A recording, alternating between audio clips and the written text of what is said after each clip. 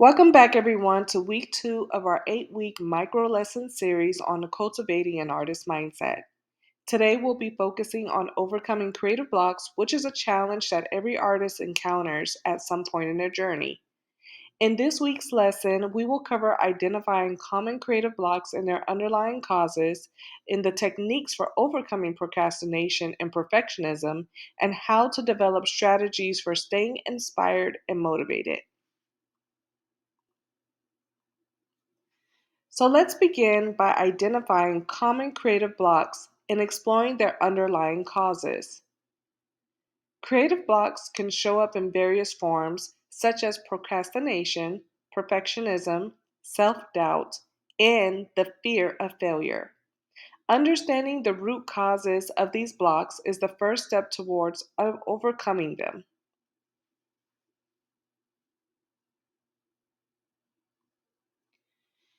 Now, let's start by discussing techniques for overcoming two prevalent creative blocks: procrastination and perfectionism.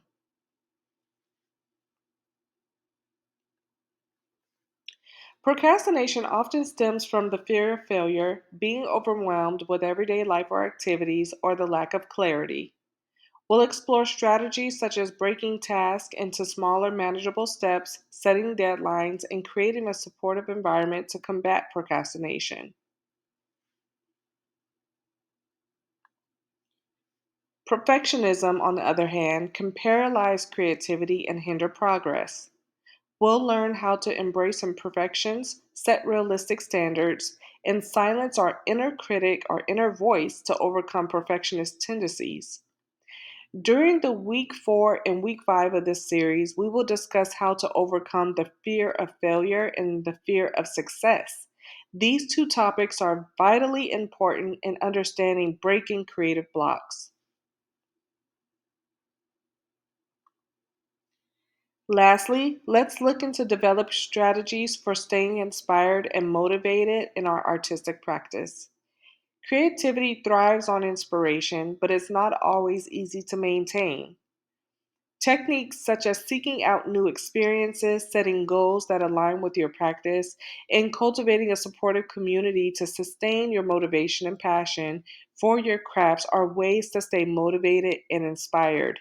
It's all about who you're connected to, what you have in your surroundings, and what's influencing you. They usually say your network is your net worth, or to add to that, who you're connected to and what you see, what you're watching, what you're taking in your readings, on your social media when you're scrolling, is the inspiration behind your creativity. Now, I do like to invite each of you to take a few moments to reflect on your own experiences with creative blocks. Consider a recent time when you felt stuck or uninspired in your artistic practice. What were underlying causes of your creative blocks? How did you overcome those things, or what strategies could you employ in the future?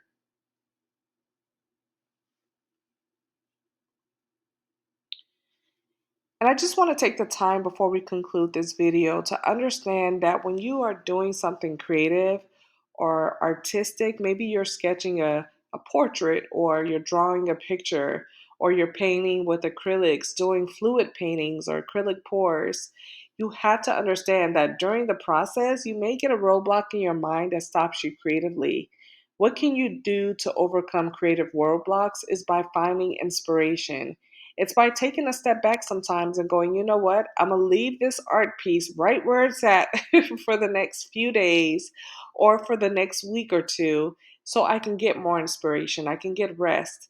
Usually, our effectiveness comes from what we eat, not drinking enough water, not taking in creative things that gives us inspiration, finding the motivation behind what drives you to want to create. Also, life when you're working a full-time job, you're not thinking about painting all the time. It may come across your mind for the moment, like, okay, maybe I should do some pours, maybe I should create some jewelry. But typically, life be lifing. Let's be honest. You know, you have the kids, you have maybe your relationships, your spouses, boyfriend, girlfriend. Maybe you have just volunteer things that you do. Sometimes life can get in the way of creating, which will cause a creative block. And you have to set time aside to say, you know what, I'm going to create, I'm going to paint, I'm going to make goals, I'm going to be intentional with my time. I'm going to give myself 30 minutes today to pick out paint colors. I'm going to give myself that hour to go to the art supply store and just walk around and see what's available, what's trending. I'm going to look on social media like Instagram to get inspiration from other artists. What are other artists doing today? What are other creatives creating today? Who is creating book covers? What is the graphic design trends of today? What is the design trends of creating resin art? What things are being created with different, merchandise, different objects? How can you get creative with your pours? Should you only pour paint on a canvas? What have you been doing that's been working? What have you been doing that has not been working? Those are all the questions and the things that can cause creative roadblocks in your mind from being creative. It's overcoming the mindset of, I've been doing this one way and it's been working great for 6 months. It's been working great for 3 weeks, but all of a sudden I don't feel inspired anymore. I'm having a creative dump. I don't know what's going on. Why do I not want to create today? And it's really about, does the mind need a reset? Does your mind need a break? Do you need to put more things in front of you that will give you creative inspiration? What are things that get you motivated? Sometimes you may not have nothing that's giving you any motivation. It's really about stepping back and going, you know what? I'm going to just do it. I'm just going to get up and start. And once you start painting, once you start creating, once you just get whatever junk is in your mind or whatever is hindering you out, then you can seep through the mud. There is something, and I plan to go live with this later, when creating muddy paintings, muddy pictures, and creating things that just mesh all together, because whatever is in our mind, whatever that we're carrying inside of us has to come out. That's what we are as creatives. We're like putting out the visual, what's inside of us. And sometimes we don't create as effectively because we don't have inspiration. And so all the stuff that we've been collecting over time that's not giving us inspiration, when we finally create something after a time of stepping away, it kind of comes out muddy. It comes out dull. It comes out uninspired. It doesn't come out as vibrant or lively. And that's 9 times out of 10. But that one time, that it comes out perfect. It's like, all I needed to do was get it out. But those other 9 times, I'm telling you, they come out real rough. And you sit back and go, oh, this work is not good enough. I can't do anything with this. And you scrap the painting or you scrap whatever project you're working on. But what it's all about is keeping going. That doesn't mean you have to do it every day or be overly consistent. It just means that, uh, you know, that you just need to do it. Anyhow, I know I went off on a tangent on that because I just felt like it was time to break the creative blocks, break the creative standard. This series is very to the point, matter of fact. But part of my responsibility that I feel I'm holding right now is helping someone break past the creative mental roadblocks where they feel stagnant and they're like, what do I do next with this? I don't feel inspired. I don't feel creative. I don't feel that I can actually stay motivated. I don't feel supported. Maybe you just need someone to support you. And support can't come if you don't post in the Facebook community or just reach out to me. You can send me a direct message and I'll respond. Or you can send an email. Maybe you want to send some pictures and you're like, hey, what do you think about this? I want a second set of eyes on the color scheme, the composition, because having positive feedback from people or a community of people or a tribe also helps you in breaking creative roadblocks, and not just getting any positive feedback, but real, genuine critiquing, positive critiquing to say, hey, that looks really good. Have you thought about adding in blue? If not, or if you have a certain visual or goal, let's hash it out. Let's talk about it. Let's hear what you have and what your direction is on a painting, and what you're creating. So, nonetheless, in summary, today we've explored the techniques for identifying and overcoming creative roadblocks, including the procrastination and perfectionism.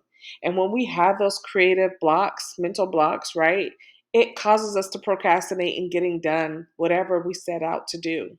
And it causes us to want to be perfect in what we're doing because we don't have any creative inspiration.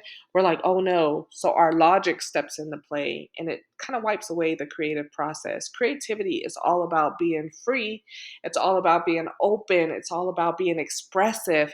There is no right or wrong rule to doing it. Okay. We're not perfect as creatives, we're messy, we're all over the place sometimes. We're not as organized and neat. It's good to set goals. Like today I'm going to the store to pick a paint because I want to create with something later. But goals don't have to be perfect either. Um, I learned that the hard way as being an acrylic pour artist. I wanted my pour to come out one way because I seen it on Instagram. And let me tell you, that paint taught me otherwise. It flowed a different direction. It went a different way, but then it came out beautiful. And I got such a positive response on it, even if it was just from one person that didn't know I was creating and they saw it and they're like, ooh, that looks great. Sometimes that's all you need is to tell yourself it looks great. So, anyways, yeah, I went on another tangent. But yeah, so understanding the root causes of your creative blocks and implementing effective strategies helps you to cultivate a more resilient and productive mindset as an artist, as a creative, as a designer. As an artist, you are a designer.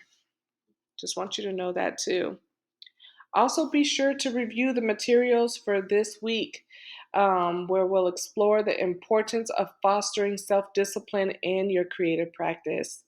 So, thank you so much this week for your participation. I truly look forward to going live. I hope that you will join me there and also share the group with others if you want to. If you know other artists and you want them to partake in what we're doing here, I know I just launched this platform, so we're growing. Please do share. Share the video with someone, share the group with someone, invite others. Um, your share is a contribution to what I'm doing. And I thank you guys all for participating. Again, I'll see you in week 3.